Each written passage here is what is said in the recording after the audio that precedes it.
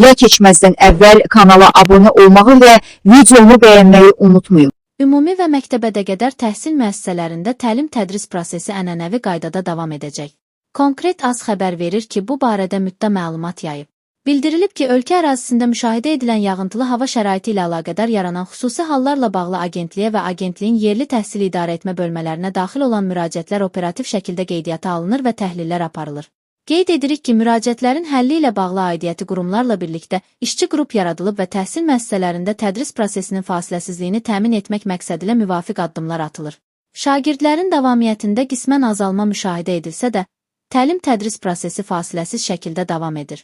Təhsil müəssisələrində uşaqların təhlükəsizliyi daim diqqət mərkəzində saxlanılır. İntensiv yağıntılarla əlaqədar olaraq xüsusilə azyaşlı məktəblilərin valideynlərini dərsə gedən övladlarını nəzarətdə saxlamağa çağırır. Təhsil müəssisələrinin rəhbərlərindən və valideynlərdən müvafiq təhlükəsizlik tədbirlərinə, təhlükə ilə üzləşdikdə isə dərhal aidiyyəti xilasetmə qurumlarının çağırış və tövsiyələrinə riayət etmələrini xahiş edirik deyə məlumatda qeyd edilir.